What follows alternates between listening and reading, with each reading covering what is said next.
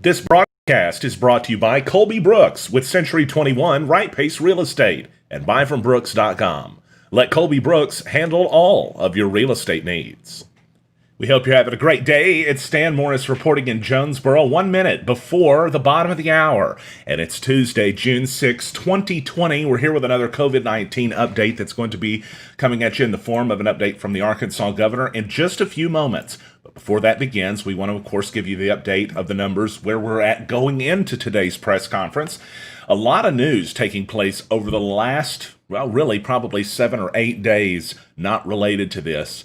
And in the United States, it's going to be interesting to see what the mass gatherings that have taken place across our entire country will do to these numbers. It's definitely going to make them go up, but we won't see that for probably 2 weeks, at least, in the official numbers. So it'll be curious whenever that time comes if the decision is made to either A, blame it on the protests, or B, blame it on the entirety of the businesses and the entire world reopening with phase 1, 2, and 3, and so forth. We'll see what happens. But let's show you where the numbers are at going into the press conference. These will be updated in just a few moments. And again, thanks everybody for joining us today. Did not mean to play that. Sorry for that noise. But here's where we're at with the numbers right now. It's 7,443 cumulative cases with 5,401 recovered and 133 deaths. Those are yesterday's numbers. We'll see what happens here in just a few. With the active cases, that means we're at 1909 going into the press conference today. So in the United States overall, 1.8 million confirmed cases with 105,000 deaths. That should be a comma.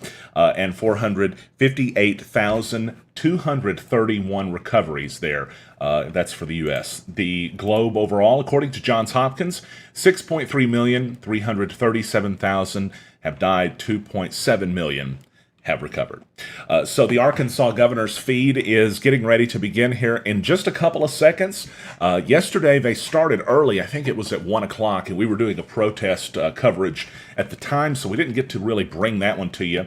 Hopefully today we will find out some relatively good news, but the numbers yesterday did go up indeed again. As mentioned, we were up to 1,900 plus active cases in Arkansas. So as we mentioned, in just a second, this feed will begin with the governor giving us an update. I believe they're back in Little Rock today, if I'm not mistaken. Give us a shout out in chat if you're watching from Northeast Arkansas, somewhere outside of our area, or somewhere across the globe even. We'd love to hear from you. We've actually heard from some folks outside of NEA for the past several live streams that we've done, so it's always real cool to hear from folks. And we always appreciate you, by the way, for liking, sharing, and subscribing to our feed. Our supporters who are joining us today, super appreciative of them. They keep news going and free for everybody. 99 cents, by the way, it's super cheap. Melissa's watching from a bubble bath, she says. Well, hello, Melissa. It's good to hear from you. I started to say it's good to see you, but I might get in trouble if that happened right now. Somebody just asked in chat, what are the numbers for Sharp County? So I'll show you the latest numbers, but these are the ones from yesterday. 46 was the overall number with 10 active. Clay County, 0 active. Randolph, 26 with 4 active. Yesterday's numbers were 228 in Craighead with 50 still active. Greene County, 64 with 21 active. Lawrence County, 84 with 14 active. And moving over to the eastern or northeastern Arkansas, Crittenden County, 386, 124 active. I know they've been testing with David Diffenay and Reliant Healthcare over there quite a bit. In Mississippi County, 76 total with 10 active, and in Poinsett County, 33 with 4 active. So I hope that gives you an idea. That's not going to be the same here in about 5 minutes when the Arkansas governor gives us an update.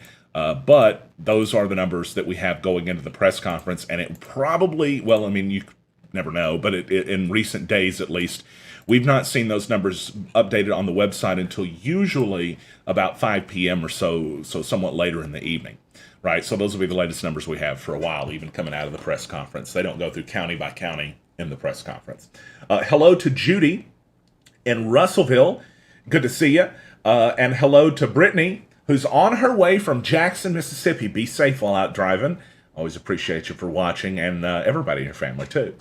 Francis from Paragould is watching. Glenda from Blackshear. Oh, wait, no, Glenda Blackshear. Sorry. Says good afternoon. Maybe from Blackshear, too. I don't know. Cece from Truman is watching. It's good to see our supporter Teresa here with us. Melissa from Lepanto is joining us too. And Larry, Angie Wilson, watching from the pool. I am super jealous. This is a perfect pool day, by the way. I always like to see what the weather is going to be on Siri, and I can't do that right now, but I will check and let you know. Today we're looking at 89 degrees or 90 degrees for the high in Jonesboro, right around that mark. Sunny skies until around 4 with a few clouds moving in. It looks like this has just been added. Because I was looking at this a moment ago, this wasn't there. It looks like there's now a possibility for some storms tomorrow or some showers, but I don't know what the likelihood of that is. So we'll try to check in with KIT and see what that is exactly. Right now, we're going to check in with the Arkansas governor, whose press conference is beginning, and let's listen in to see what the latest numbers are. Thank you for joining me today for today's COVID-19 update. It is good to be back in Little Rock after being in Northwest Arkansas yesterday. I first want to comment on the state revenue report, which is related to our economic recovery and vitality in our state. And in May, we were up $80 million over the revised forecast. And year to date, we're up $287 million over the revised forecast. Now, that means we lowered the revenue forecast and we're exceeding that projection. With the month of May, we were 3.4% below last year in state revenue, but this is really extraordinarily good compared to what the projections were. And so I'm delighted with the individual income tax collections, with the fact that people are going back to work. The sales tax collection shows that people are gaining confidence in our economy again, and this is good news for us, and I was pleased to receive that revenue report today. In terms of last night and the ongoing protests that we have across the state of Arkansas and across the nation, I made my comments on that yesterday, but I did observe last night, and while it was a peaceful protest that I appreciate and value up until about 10 o'clock, there was those that turned violent. There were those that turned to destruction of property, and the Arkansas State Police last night arrested 5, and those were 5 Arkansas residents. I expect the Arkansas State Police, working with Little Rock Police Department, to be out again this evening, and I expect that if that conduct continues, in destruction of property or violent activities, that they will be prepared to make arrests as necessary. In terms of the COVID-19 cases, yesterday we had 7,443 cases. Since yesterday, we have an additional 375 cases here in Arkansas, which is the highest number of community cases that we've seen in a one-day span of time. That brings us to 7,818 cases statewide. In terms of our hospitalizations, we were at 121 yesterday. We have an additional 11 that are hospitalized. That brings us to 132. In terms of those that have succumbed to COVID-19, we had 133 yesterday. We have additional 3 Arkansans that have died. That brings us to 136. This is the result, and I'm talking about the number of cases that we reflected. That's based upon testing that we've done in Arkansas of yesterday of 3,807 tests, another very high number of tests. 713 of those by the Department of Health, and so they continue to increase their coverage and their testing. In terms of positivity rate, that's another good sign. We had a 4.4% positivity rate yesterday based upon the 3,807 tests that were conducted. And if we go to the slides, let's look first at the number of new cases. You can see that this is another spike that we have, and it's all orange, so it's community cases. You go to the next one, you'll see the rolling average that we continue to trend upward in the number of cases. That is the trajectory that we're on right now. And then if you look at the number of currently hospitalized, again, we are now at the highest point of hospitalizations in Arkansas, and that's understandable with the additional cases that we have. And then in terms of testing, here again is the good news with the 10% standard that CDC has set. But you look at us the last 24 hours, it's less than 5%, and it's been consistently below 10% since we've increased our testing such a high level.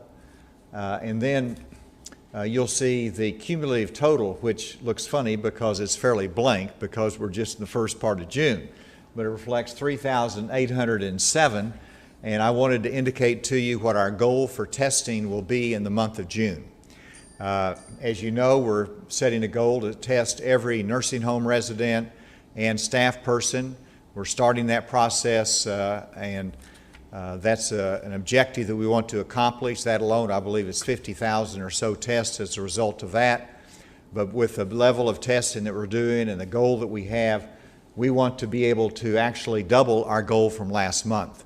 So May, it was 60,000 tests. Our goal, it's a goal. It doesn't mean we can make it, but we're setting the goal of 120,000 tests for the month of June. And then if you go to the next slide, and Dr. Romero will be speaking more about this, but yesterday we had a good meeting with our Latino leaders and community representatives in Northwest Arkansas, where we still see, I think it was 90% of the new cases in Benton County had Spanish surnames. So we wanted to meet with them. They made some recommendations to us, and one of them was to really beef up our COVID-19 Latinx stakeholder group. And so we have 28 members on that group that represent the Hispanic community, and Dr. Romero will be engaged in that and speak to that as well. And the final slide that we have is a protest that you see in Benton County, where I practiced law for a number of years, right there on the square, and you can see the huge crowd. And the question I ask is, how does this impact COVID-19? And obviously there's a crowd there. There's not social distancing, but if you look at the participants, the vast majority of them all have masks on. And so this is an indication that they are taking this seriously in Benton County, Northwest Arkansas. It's got their attention, they're wearing masks, and this does set an example as to how we should take the spread of COVID-19 very seriously. With that, let me turn it over to Dr. Smith, followed by Dr. Romero. Thank you, Governor. In terms of the numbers for yesterday, as the Governor mentioned, we did have 375 new cases. One of those was in a correctional facility, so 374 community cases, which the Governor's already mentioned is our highest single daily increase for community cases. Our total is 7,818. Of these, 2,115 are active cases. 73 of those are in nursing home. 53 of those are in correctional facilities. So we have 1,989 cases in the community, active cases in the community. In terms of hospitalizations, the Governor's already mentioned, we had a net increase of 11, so we're at 132. We have currently 31 on a ventilator. That's an increase of 5 over yesterday. And then we've had 3 new deaths, so we're at 136 in terms of deaths. We have 5,567 recovered. That's an increase of 166 from yesterday. In terms of where these cases are coming from, I'd like to give the top counties for that. Our top county was Benton County with 65 cases. Our second was actually Pulaski County with 63. But I need to note that of these 63 in Pulaski County, 46%, or 29 of them, were in Jacksonville, and almost all of those were either residents or workers at a nursing home. So about half of the cases in Pulaski County, new cases from yesterday, are in a single nursing home. Next is Washington County with 57 cases. We have 33 in Sevier County, 21 in Craighead County, 14 in Yell County, and 10 in Crittenden County. All the other counties are fewer than 10 cases. Looking at this from a regional perspective, we continue to see an increase in the number of new cases in Northwest region and Southwest region, although the Southwest region is particularly one county, Sevier County. In the Northeast region and the Southeast region, we continue to see a downward trend in the number of new cases. In Central region, we have been flat, but we had this one-day spike, but of those, all the excess compared to the day before are attributable to a nursing home. So we'll have to see what happens in Central, but that one-day spike is really attributable to the nursing home. The governor has mentioned our new goal for testing for this month is 120,000, which is basically 1% of our population each week, which is a goal that's been commended to us by our federal partners. I think we are going to be able to achieve that as we put in place a plan to test all of our nursing homes, which will be about 50,000. And then remember last month we did 80,000. So if we at least do what we did last month, we should even exceed the 120,000. So we're on a good pace. And with that, I'm going to go ahead and turn it back over to the governor, or you want me to turn it over to Dr. Romero? Dr. Romero.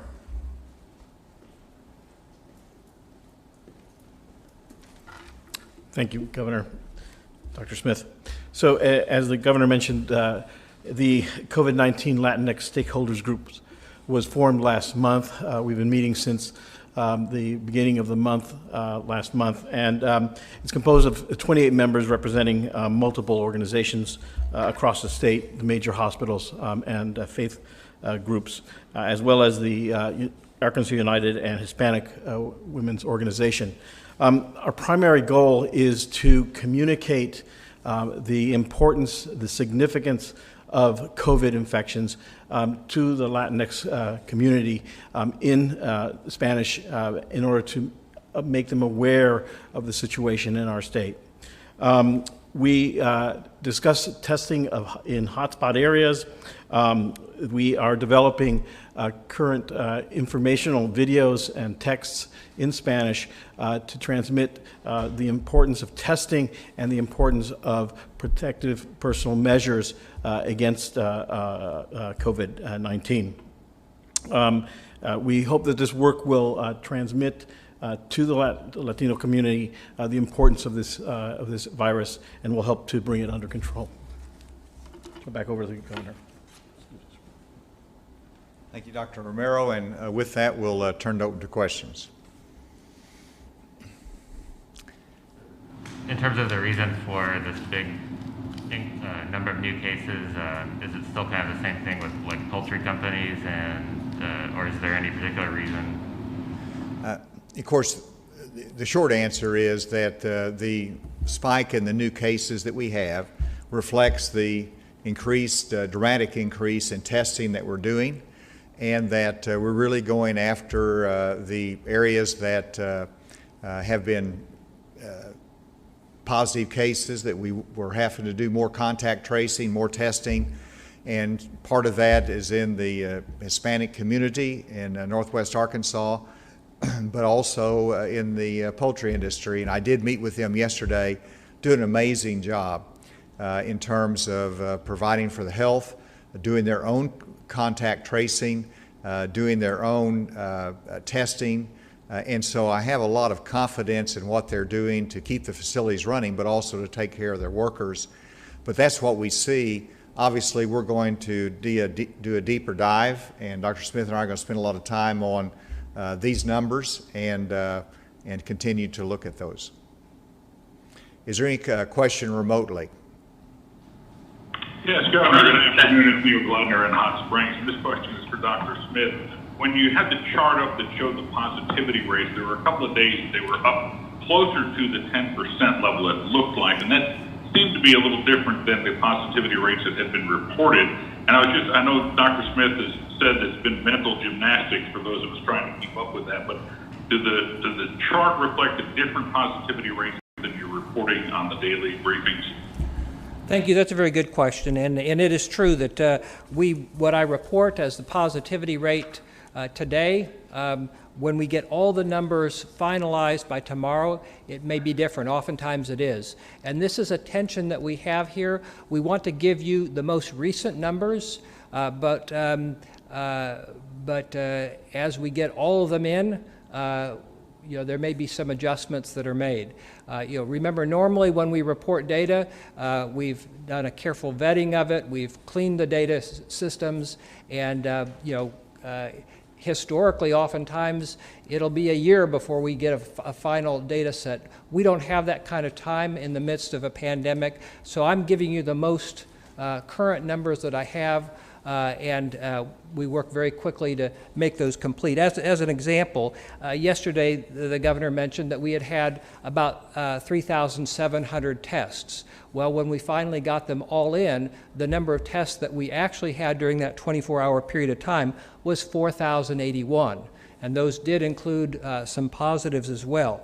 So that percent positive I'm giving you is the most current information I have, but there may be some adjustments either up or down after we get all the numbers in. Next question. Remotely. This is Chad Muro with NWA. I have one question for you and one question for Dr. Smith, if I may. Okay. Thank you. First off, in a broader sense of racial inequality, do you see a connection between the recent protests and the way COVID-19 is disproportionately affecting our minority communities? You mean, is there a causal relationship between the protest and the fact that this is spreading in the minority community? I'm just wondering if you see a relation between, I guess, the message of the protesters and then how we're seeing COVID-19 impact African Americans and now the Hispanic community with these new cases. Thank you for the clarification. And and of course, each protester that is out there might have a different mindset as to what motivated them to be there. So I certainly am not in a position to speak for why they're there and the issues of concern, but I have talked to some of them.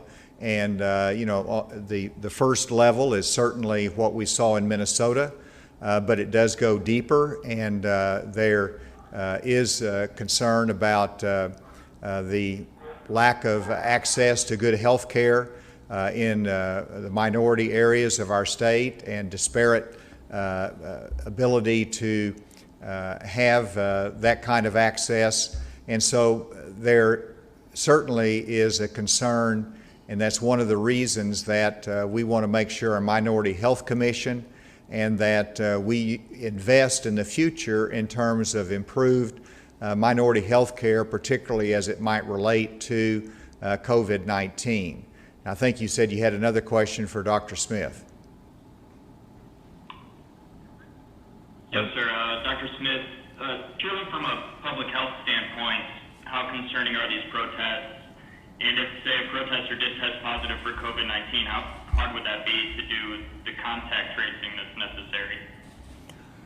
It's a very good question. Yeah, this is a concern. Whenever we have groups of people together without social distancing, especially if they're not wearing masks, then there is the risk of spread of COVID-19, and contact tracing in that setting would be very challenging because people may not know who they were in contact with.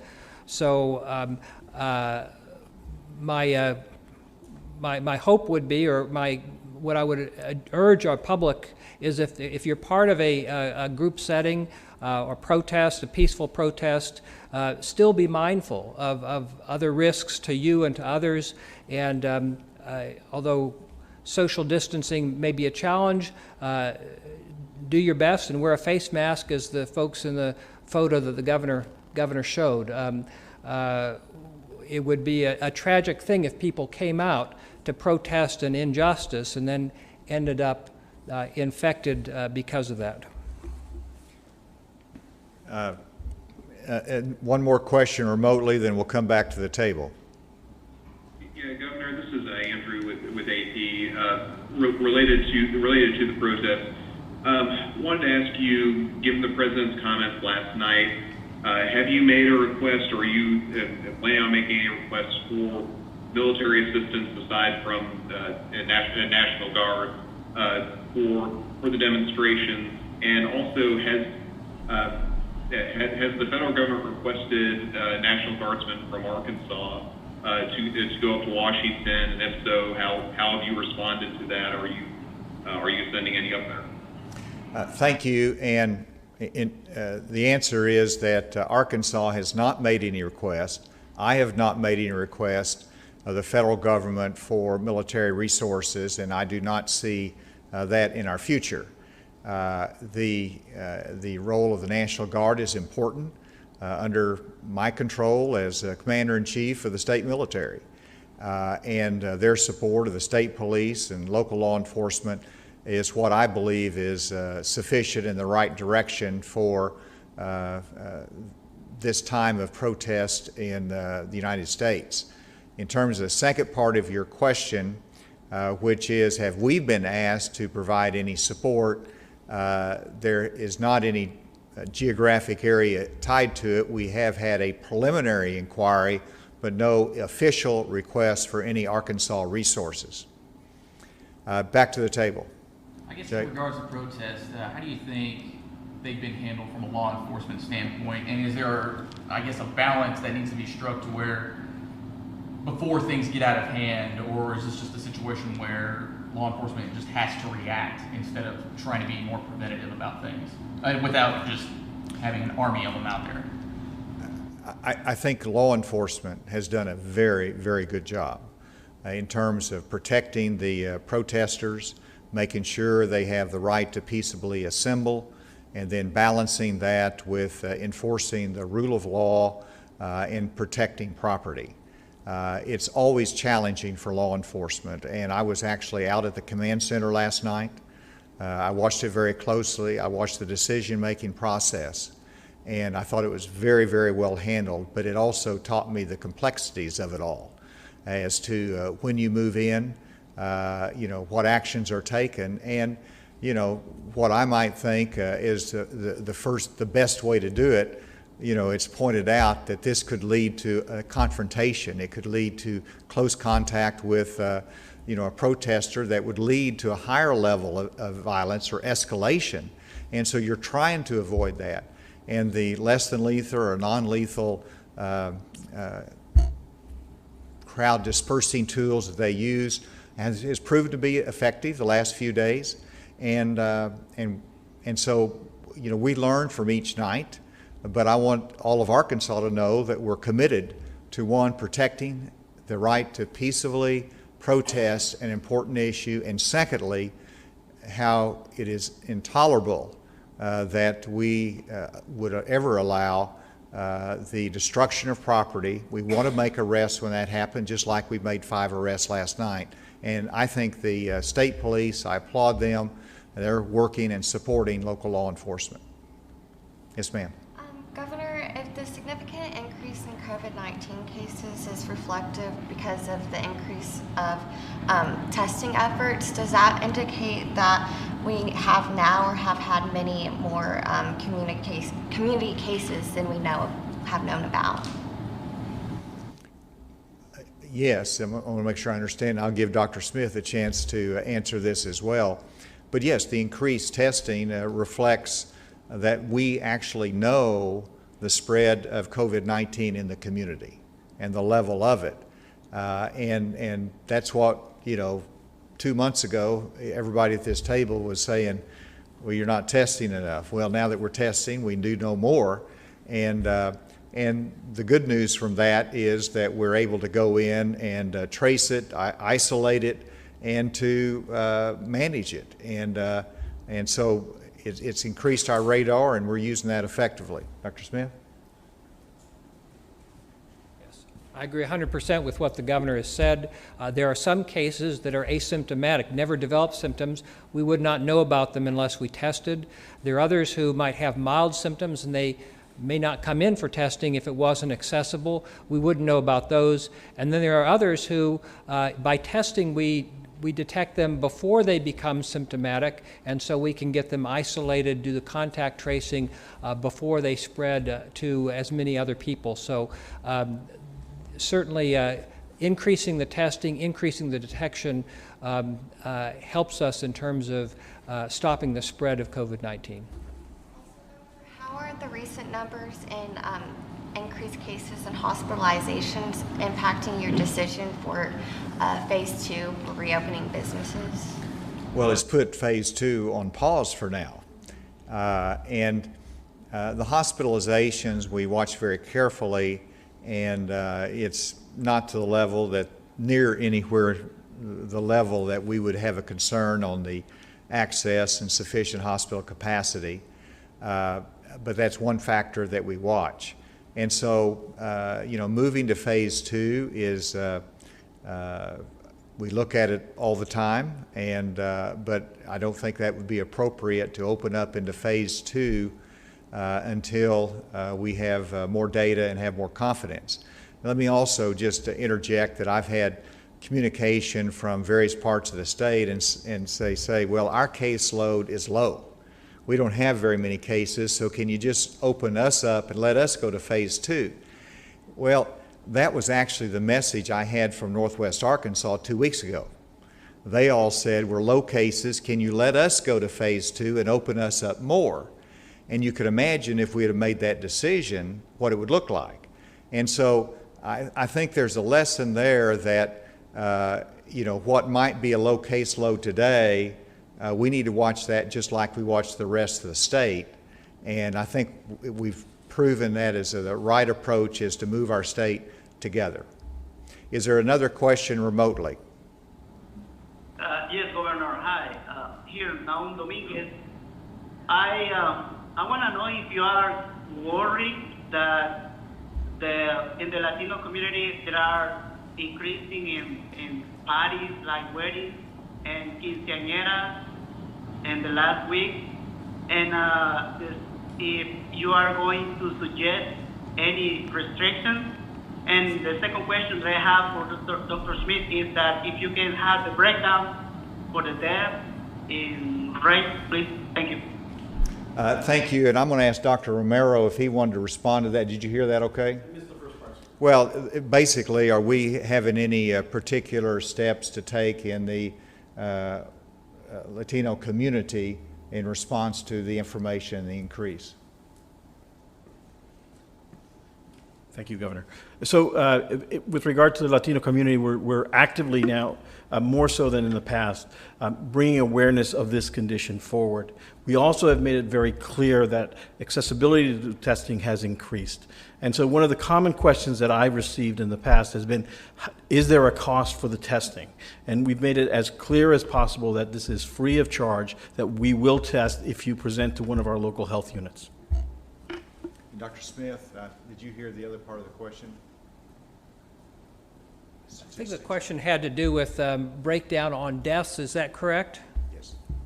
So far, of our 136 total deaths, 5 have been designated as Latino in terms of ethnicity. Let's take 2 more questions, one remotely and one from the table. Governor, this is Allison with 4029. Yes. My question is about the unemployment website. A few weeks ago, we heard that the FBI was investigating the breach. Is there an update on that investigation? And are y'all still tracking any problems that people are experiencing with filing for unemployment? Thank you. And this is the Pandemic Unemployment Assistance website. for the self-employed, and I get a report in terms of the activity on the website every day. My understanding is that the website continues to function well and securely, and that we're continuing to push the money out and to approve applicants to that website. In terms of the security side of it, or the breach that we experienced before, I've not received any additional information from law enforcement, and I just have been a little bit otherwise occupied with a few things, and I haven't received a full report from our independent penetrator, and I look forward to that, but I don't have any information to share with you at this time. Jay. A couple things here. Dr. Smith, of the 3,700 odd tests yesterday, how many of those were from nursing homes? I don't have a breakdown of as far as how many of those were from nursing homes. I know that so far this month, which would have been yesterday, we have tested 2 nursing homes. As part of our plan to test all the nursing homes. We did find some cases in one of those nursing homes and no cases in the other. And then I guess, how does well, this is for the governor, with the revenue report coming out, how does that sort of change things moving forward from a budgetary standpoint? Or are we just going to kind of stand pat and... I have some decisions to make in that regard, and our fiscal year ends on June 30th. So as we enter the end of the fiscal year, we have to decide whether we want to revise the budget any upward, since we have that surplus there, to meet some of the needs of our agencies. And so I'm looking at that as to whether we need to loosen the belt just a little bit. So I'll be meeting with Secretary Walther and his team on that in the coming days, and evaluating where we are in terms of our agencies and their budget needs. Thank you all very much today, and have a good afternoon.